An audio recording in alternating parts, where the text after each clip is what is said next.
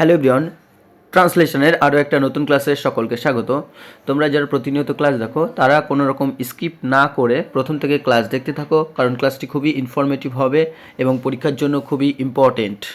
আর এই ক্লাসে আমি প্রতিনিয়ত বলি যে ক্লাসে শুধুমাত্র ট্রান্সলেশনই মূল লক্ষ্য নয়, তার সাথে বিভিন্ন ধরনের সেন্টেন্স স্ট্রাকচার, বিভিন্ন ধরনের টেন্স, গ্রামাটিক্যাল বিষয় কিন্তু ক্লাসটিতে থাকবে। তো চলো আমরা দেরি না করে ক্লাসটি শুরু করি। প্রথমে আমরা দেখব এখানে যে প্রথম লাইনটি আছে, ভোজ্যুকে ডেকে দিই। তো ভোজ্যুকে ডেকে দিই, এই সেন্টেন্সটা কি? এই সেন্টেন্সটা হচ্ছে কিন্তু সিম্পল প্রেজেন্ট টেন্স। আর সিম্পল প্রেজেন্ট টেন্সের গঠন আমরা জানি, তো আমি সেটা লিখছি না। আর এখানে ভোজ্যুকে ডেকে দিই, ভোজ্যুকে ডেকে দিই বলতে এখানে কিন্তু সাবজেক্ট সাইলেন্ট। তো সাবজেক্ট এখানে যেহেতু সাইলেন্ট আছে, তো এখানে কি লিখব? যে আমি ভোজ্যুকে ডেকে দিই। তো এখানে আই আমরা ব্যবহার করব। আমরা যখন এই ধরনের বাক্য দেখি, তো সেই ধরনের বাক্যর ক্ষেত্রে যখন কোনো কিছু সাইলেন্ট থাকে, সেটা আমাদের ধরে নিতে হবে যে এখানে কিন্তু আই সাইলেন্ট আছে। তো সেই কারণে আমরা এটা লিখেছি যে আই কল ভোজ্যু, অর্থাৎ আমি ভোজ্যুকে ডেকে দিই। তো এখানে কল হচ্ছে ডেকে দেওয়া। তো যেহেতু এখানে subject first person singular number আছে, তো সেই ক্ষেত্রে আমরা কল ব্যবহার করেছি এবং ভার্বের সাথে কোনো এস বা ইএস হয় না। কিন্তু প্রেজেন্ট টেন্সে যখন subject third person singular number হয়, থার্ড পারসন সিঙ্গুলার নাম্বার, সেই ক্ষেত্রে কিন্তু আমরা ভার্বের সাথে কি করি? ভার্বের সাথে আমরা এস বা ইএস যোগ করে থাকি। তো এখানে কল যেমন ডেকে নেওয়া হয়, তো কল আমরা কিন্তু সামনও বলতে পারি, ডেকে দেওয়া। সামন হচ্ছে ডেকে দেওয়া, বা আমরা কিন্তু ইনভোকও বলতে পারি, ইনভোক। তাহলে কি হতে পারে? আই সামন ভোজ্যু, বা আই ইনভোক ভোজ্যু, বা আই কল ভোজ্যু, অর্থাৎ আমি ভোজ্যুকে ডেকে দিই। তো এই সমস্ত অর্ডগুলো আমাদের জেনে রাখতে হবে, কারণ এই সিনোনিমস, অ্যান্টোনিমস, এগুলো কিন্তু তোমাদের ভোকাব ইনক্রিজ করবে। যত ভোকাব তোমাদের ইনক্রিজ হবে, তত কিন্তু ট্রান্সলেশন আরও ইজি হবে। এটা প্রত্যেকটা ক্লাসে বলে থাকি, আর তোমরা এগুলো লিখে নেবে, কারণ এগুলো খুবই ইম্পর্টেন্ট ওয়ার্ড। এগুলো তোমাদের শুধুমাত্র ট্রান্সলেশন নয়, প্রতিটি পরীক্ষায় যেখানে সিনোনিম অ্যান্টোনিমস থাকে, সিনো অ্যান্টোম থাকে, সেখানে কিন্তু তোমাদের খুবই হেল্প করবে। তো সাথে সাথে ওয়ার্ড পাওয়ার ইনক্রিজ করবে। চলো পরের বাক্যটি আমরা লক্ষ্য করি। পরের বাক্য আছে, চিচি উল্লাস ভয় করতে লজ্জা করে না। অর্থাৎ এখানে চিচি বলতে কি? ধিক, উল্লাস, ধিক, উল্লাস, ভয় করতে লজ্জা করে না। তো এখানে যেমন এটা ইন্টারজেকশন এখানে বোঝাচ্ছে, অর্থাৎ কোনো বিস্ময় প্রকাশ করতে বা অবাক বা ধিক্কার জানাতে, তেমনি সাথে সাথে আবার কমা দিয়ে আরেকটা সেন্টেন্স এখানে যোগ করা হয়েছে, সেটা হচ্ছে ইন্ট্রোগেটিভ। তো এখানে ইন্ট্রোগেটিভ যেমন ব্যবহার করা হয়েছে, তেমনি এখানে ইন্টারজেকশনও ব্যবহার করা হয়েছে। তো এই ধরনের সেন্টেন্সকে আমরা কীভাবে লিখব? যেমন ফি আপন ইউ উল্লাস, উল্লাস তোমাকে ধিক বা ছিচি উল্লাস, are you not ashamed to be afraid, তোমার লজ্জা করছে না ভয় পেতে বা ভয় করতে? Are you not ashamed to be afraid. তো এই ধরনের সেন্টেন্স কিন্তু ইয়েস নো সেন্টেন্স। আর ইয়েস নো সেন্টেন্সে সেগুলো কিন্তু প্রথমে অ্যাম, ইজ, আর, তো অক্সিলারি ভার্ব দিয়ে কিন্তু শুরু করা হয় ইন্ট্রোগেটিভ সেন্টেন্সে, যেটা ইয়েস নো। তো সেই জন্য এখানে আর দিয়ে শুরু করা হয়েছে, যে আর ইউ নট অ্যাশেমড, তুমি কি লজ্জিত নও? টু বি অ্যাফ্রেড, ভীত হয়ে বা ভয় পেয়ে তোমার কি লজ্জা করছে না? এমনটাই বাক্য হয়েছে। আর ফি আপন ইউ, তো এখানে যদি আমি লিখি যে ফি আপন ইউজ, শুধু এই সেন্টেন্সটা লিখতাম, তাহলে কিন্তু আমরা ইন্টারজেকশন সাইন ইউজ করতাম। কারণ কি? এটা হচ্ছে এ কাইন্ড অফ ইন্টারজেকশন। তো ইন্টারজেকশনের ক্ষেত্রে আমরা যখন ইউজ করি, তো আমরা জানি যে ইন্টারজেকশনের ক্ষেত্রে ইউজ করার জন্য আমরা কি যে এক্সক্লেমেটরি সাইন, অর্থাৎ বিস্ময়বোধক চিহ্ন, সেটা কিন্তু আমরা ব্যবহার করি। তো এমনটা এখানে করা হয়েছে। আর এখানে আমরা কয়েকটা ওয়ার্ড দেখে নেব। যেমন এখানে অ্যাশেমড মানে কি? লজ্জিত। তো অ্যাশেমডকে কিন্তু আমরা অ্যাবেস্টও বলতে পারি। অ্যাবেস্ট মানে লজ্জিত, বা এটাকে কিন্তু আমরা অ্যাবলুসও বলতে পারি, অ্যাবলুস, লজ্জিত। তো এই ওয়ার্ডগুলো আমরা লিখে নেব সাথে সাথে। আর অ্যাফ্রেড হচ্ছে ভীত, ভীতকে আমরা লিখতে পারি ফ্রাইটেন্ড, লিখতে পারি ফ্রাইটেন্ডের সাথে সাথে আমরা কিন্তু ফিয়ারফুলও বলতে পারি, ফিয়ারফুল। তো সমস্ত ওয়ার্ড আমাদের জানা থাকবে, যত আমাদের ওয়ার্ড জানা থাকবে ততই আমাদের সুবিধা হবে। তো চলো আমরা পরের বাক্যটি লক্ষ্য করি। পরের বাক্যটি আছে, আচ্ছা আমি নিজেই যাচ্ছি। আচ্ছা, তো আচ্ছা এর ইংরেজি হচ্ছে ওকে, ওকে ঠিক আছে, বা আচ্ছা ঠিক আছে। তো আমি নিজে যাচ্ছি। তো আমি নিজে যাচ্ছি, এখানে কিন্তু সাবজেক্ট ও অবজেক্ট একই ব্যক্তি অর্থাৎ সেম পারসন। তো সাবজেক্ট ও ব্যক্তি অবজেক্ট যখন সেম পারসন থাকে, তো সেই ক্ষেত্রে অর্থাৎ এই ধরনের সেন্টেন্সের ক্ষেত্রে কি এই ধরনের সেন্টেন্স যখন থাকে তখন কিন্তু তোমাকে কি রিফ্লেক্সিভ প্রোনাউন ব্যবহার করতে হবে। আর রিফ্লেক্সিভ প্রোনাউনের ক্ষেত্রে কি করা হয়, রিফ্লেক্সিভ প্রোনাউনের ক্ষেত্রে যখন সাবজেক্ট ও অবজেক্ট সেম থাকে অর্থাৎ আমি নিজেই এটা করছি, তো সেই ধরনের যেমন সে যেমন রিয়া নিজেই কাজটি করেছিল, তাহলে কি হবে, রিয়া ডিড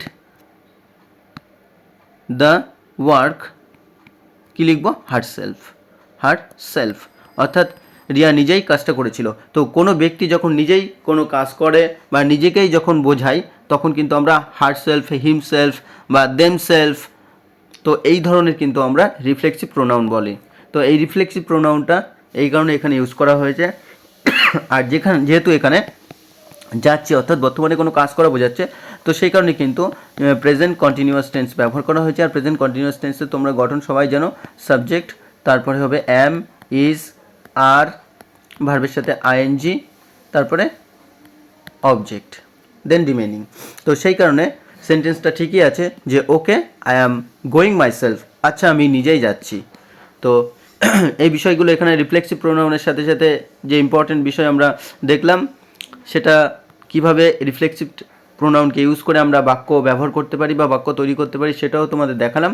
তো এইভাবে চলো তোমরা নিজেরাও কয়েকটা প্র্যাকটিস করতে থাকবে, দেখবে তোমাদের আরও বিষয়টা আরও সহজ হয়ে উঠবে তোমাদের কাছে। চলো পরের বাক্যটি লক্ষ্য করি। আর তো রাত নেই, তার মানে কি সেখানে কোনো আর অন্ধকার নেই। তো রাতকে তো আমরা কাউন্ট করতে পারি না, অন্ধকারটা আমরা কাউন্ট করতে পারি না, কিন্তু আমরা বলতে পারি আর কোনো অন্ধকার নেই, অর্থাৎ সূর্য উঠে গেছে এমন বলি আমরা। তো আমরা অনেক সময় বলি যে আর তো দিন নেই, তার মানে কি দিনের আলো নেই, ডে লাইট নেই। তো তেমনি এই বাক্যটাকে তেমনভাবে আমরা ইউজ করেছি কি আর এটা কিন্তু কন্ডিশনাল সেন্টেন্স বোঝাচ্ছে, কন্ডিশনাল কাজ করা নয়, কন্ডিশনাল বোঝাচ্ছে। তো সেই কারণে কি বলেছি, আর অর্থাৎ অ্যান্ড যেমন এবং হয় আবার আরও হয়। And there is no darkness, আর তো অন্ধকার নেই। তো ডার্কনেসটা হচ্ছে আমরা অন্ধকার বা রাতকে বোঝাচ্ছি। তো ডার্কনেসের আমরা কিন্তু এটাকে ব্ল্যাকনেসও বলতে পারি কি, অ্যান্ড দেয়ার ইজ নো ব্ল্যাকনেস, বা আমরা এটাকে বলতে পারি দেয়ার ইজ নো গ্লুম, আর তো অন্ধকার নেই, বা আমরা এটাকে কিন্তু আবার নাইটও বলতে পারি, দেয়ার ইজ নো নাইট। তো সবগুলোই কারেক্ট, আর তোমরা ওয়ার্ডগুলো লিখে নেবে।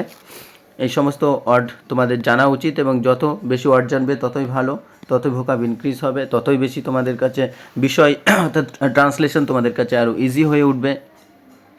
তো চলো পরের বাক্যটি আমরা লক্ষ্য করি।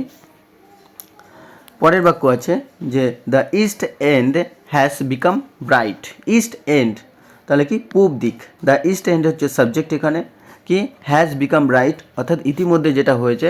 তো এই ধরনের সেন্টেন্সের ক্ষেত্রে কিন্তু আমরা প্রেজেন্ট পারফেক্ট টেন্স ইউজ করি।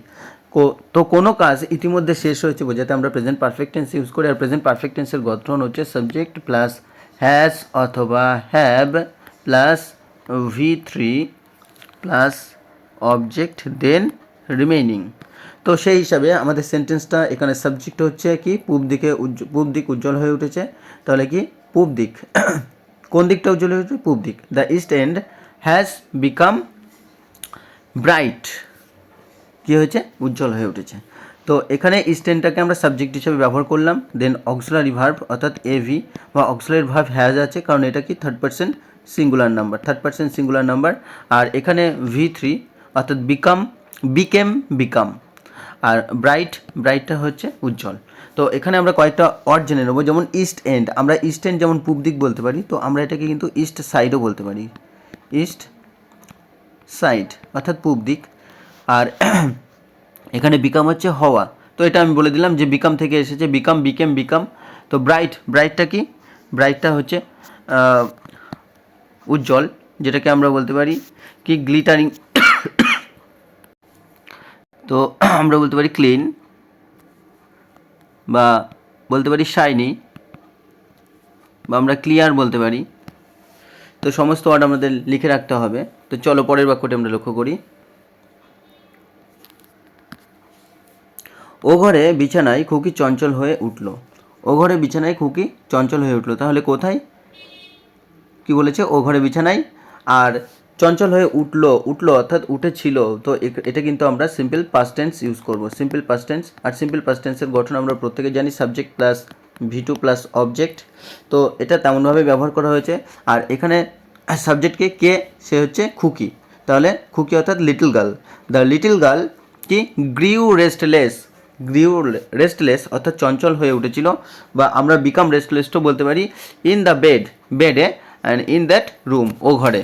তো আমরা অন দ্য বেড ব্যবহার করলাম না কেন, আমরা এটা অনেকে ভুল করে যে অন দ্য বেড কখন ব্যবহার করা হয়, অন দ্য বেড, আর ইন দ্য বেড কখন ব্যবহার করা হয়, ইন দ্য বেড। তো আমরা প্রত্যেকেই কম বেশি, বিশেষ করে শীতের দিনে আমরা বিভিন্ন ধরনের কভার ইউজ করি, অর্থাৎ বিভিন্ন ধরনের চাদর ব্যবহার করে আমরা ঘুমাই। তো আমরা যখন বিছানায় কোনো চাদর ব্যবহার করে, অর্থাৎ কোনো চাদর ঢেকে ঘুমোচ্ছি, তখন কিন্তু সেই ঘুমানোটা হবে কি ইন দ্য বেড, অর্থাৎ কভারের ভিতর। কিন্তু যখন আমরা কভারের উপর অর্থাৎ কোনো কিছু গায়ে না দিয়ে শুধুমাত্র বেডের ওপর ঘুমাই, তো সেই ক্ষেত্রে কিন্তু আমরা বেডের ওপর সেটা কভারের ওপর বা বিছানা চাদরের ওপর ঘুমাই, তখন কিন্তু আমরা অন দ্য বেড বলবো। আর যখন কভারের ভেতর ঘুমাবো তখন কিন্তু ইন দ্য বেড বলবো। তো যেহেতু এটা ঘুমিয়ে আছে অর্থাৎ রাতের ঘুমকে বোঝাচ্ছে, তো এই কারণে আমরা ইন দ্য বেড ব্যবহার করেছি। তাহলে কি দ্য লিটল গার্ল গ্রিউ রেস্টলেস অর্থাৎ চঞ্চল হয়ে উঠলো কি in the bed in that room, ওই ঘরে বিছানায় চঞ্চল হয়ে উঠলো। তো এখানে লিটল গার্ল হচ্ছে ছোট্ট মেয়ে, সে হচ্ছে সাবজেক্ট। আর গ্রিউ হচ্ছে এখানে V2 অর্থাৎ মেন ভার্বের সেকেন্ড ফর্ম, কিন্তু এখানে গ্রো মানে কি বেড়ে ওঠা বা চঞ্চল হয়ে ওঠা, চঞ্চল বলতে এটা গ্রো, রেস্টলেস হচ্ছে চঞ্চল, আর গ্রো। তো এখানে যেহেতু V2 অর্থাৎ পাস্ট, আমরা সিম্পল পাস্ট টেন্সে বলছি, সেই কারণে কিন্তু গ্রিউ ব্যবহার করেছি, গ্রিউ গ্রোন। আর ইন দ্য বেড তো আছেই, আর ইন দ্যাট রুম তো আছেই। তো এখানে গ্রিউ কিন্তু আমরা বিকামও লিখতে পারতাম, বিকাম। আর যেহেতু এখানে সেকেন্ড ফর্ম, তো কি আমরা বিকেম লিখতে পারতাম।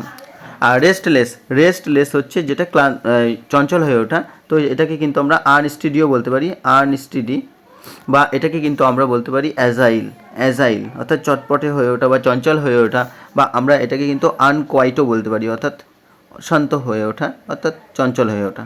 তো এই সমস্ত ওয়ার্ডগুলো আমাদের জেনে রাখতে হবে এবং সঙ্গে সঙ্গে লিখে রাখতে হবে। আর এখানে গ্রিউ যেটা বললাম সেটা এইভাবে ইউজ করা যেতে পারে, বিকামও ইউজ করা যেতে পারে, কোনো ব্যাপার নেই। তো চলো এইরকমভাবে কিন্তু আমরা পরপর দেখতে থাকবো এবং লিখতে থাকবো সমস্ত কিছু। তোমরা এই ওয়ার্ডগুলো, বিশেষ করে এই ধরনের স্ট্রাকচারগুলো যা যা তোমাদের গ্রামাটিক্যাল বিষয় বোঝাচ্ছি, সেগুলো লিখে রাখবে। এগুলো তোমাদেরই ফায়দা হবে, তোমাদেরই লাভ হবে। তো চলো পরের বাক্যটি আমরা লক্ষ্য করি। বাঞ্ছাকে ধাক্কা দিয়ে জাগিয়ে দাও। তো এখানে কিন্তু আমরা দেখতে পাচ্ছি এ কাইন্ড অফ কি অর্ডার সেন্টেন্স। তো অর্ডার সেন্টেন্সের ক্ষেত্রে আমরা কি করি, আমরা প্রথমে ভার্ব দিয়ে শুরু করি, স্টার্টিংয়ে ভার্ব থাকে। তো আমরা ভার্ব দিয়ে শুরু করব যে জাগিয়ে দাও বাঞ্ছাকে কি ধাক্কা দিয়ে, জাগিয়ে দাও বাঞ্ছাকে ধাক্কা দিয়ে। আমরা যেমন বাংলায় বলি, ঠিক ইংলিশে লেখার সময় কিন্তু আমরা এই উল্টো দিক দিয়ে শুরু করি, অর্থাৎ অর্ডার সেন্টেন্সে ভার্ব দিয়ে শুরু করি। যেমন রাউস হচ্ছে জাগিয়ে দাও কি বাঞ্ছা অর্থাৎ বাঞ্ছাকে, বাই জ্যাবিং হিম তাকে ধাক্কা দিয়ে। তো এখানে কিন্তু রাউস মানে যেমন জাগিয়ে দেওয়া, তেমনি রাউস মানে আমরা এটাকে কিন্তু ওয়েক আপও বলতে পারি। ওয়েক আপ অর্থাৎ জাগিয়ে দাও কি বাঞ্ছাকে, অথবা অ্যাওয়াকেন জাগিয়ে দাও কি বাঞ্ছাকে, বাই জ্যাবিং হিম। জ্যাবিং হচ্ছে ধাক্কা দেওয়া। তো জ্যাবিংকে কিন্তু আমরা নকিংও বলতে পারি, নকিং অর্থাৎ ধাক্কা দেওয়া, বা আমরা কিন্তু এটাকে জগলিংও বলতে পারি, জগলিং অর্থাৎ ধাক্কা দিয়ে জাগিয়ে দেওয়া, বা আমরা কিন্তু এটাকে পুশিংও বলতে পারি, ধাক্কা দিয়ে জাগিয়ে দেওয়া। তো এই সমস্ত কিছু তোমাদের লিখে রাখতে হবে এবং অর্ডার সেন্টেন্স অনুযায়ী আমরা প্রথমে ভার্ব দিয়ে এটা শুরু করলাম সেন্টেন্সটিকে। তো এইভাবে কিন্তু আমরা প্রতিনিয়ত নতুন বিশেষ করে পরীক্ষার জন্য ভেরি ইম্পর্টেন্ট ক্লাসগুলোকে আমি প্রতিনিয়ত করাতে থাকবো। তোমরা চ্যানেলটিকে ফলো করো, যারা প্রথম তারা অবশ্যই সাবস্ক্রাইব করে পাশে থাকা বেল আইকনটি প্রেস করে রেখো, এবং যারা প্রতিনিয়ত তাদের পাশে আমি যতদিন না পিএসসি ক্লার্কশিপে মেন্স পরীক্ষা হচ্ছে ততদিন পর্যন্ত তোমাদের এভাবে সাপোর্ট করতে থাকবো। আশা করি তোমাদের ক্লাসটি ভালো লেগেছে এবং এই ধরনের প্রতিনিয়ত ক্লাস পাওয়ার জন্য অবশ্যই পাশে থেকো। এবং তোমরা প্রত্যেকেই চ্যানেলটিকে যখনই আমি কোনো ক্লাস করাচ্ছি তোমরা অবশ্যই সেগুলি কিন্তু লাইক কমেন্ট শেয়ার করো। বিশেষ করে লাইক করতে ভুলো না, কারণ তোমাদেরকে বেশি কিছু করতে বলা হচ্ছে না, শুধুমাত্র লাইক কমেন্ট শেয়ার এগুলো তোমরা করতেই পারো, কারণ তোমাদের জন্য এইভাবে নিঃস্বার্থভাবে ক্লাস নিয়ে আসছি। কিন্তু তোমরা যদি বেশি বেশি করে পাশে না থাকো তাহলে কিন্তু ক্লাসগুলো করাতে অসম্ভব হয়ে উঠবে আমার কাছে, অর্থাৎ আমি কিন্তু এই ধরনের ক্লাস তোমাদের জন্য আনতে পারবো না। যদি ভালো লাগে অবশ্যই লাইক কমেন্ট শেয়ার করবে, কারণ এগুলোই কিন্তু আমার কাছে ইন্সপিরেশন এবং নতুন নতুন ক্লাস আনার জন্য ওগুলোই প্রয়োজন। তো চলো আজকে এই পর্যন্তই, পরের ক্লাসে আবার দেখা হচ্ছে। ধন্যবাদ সকলকে।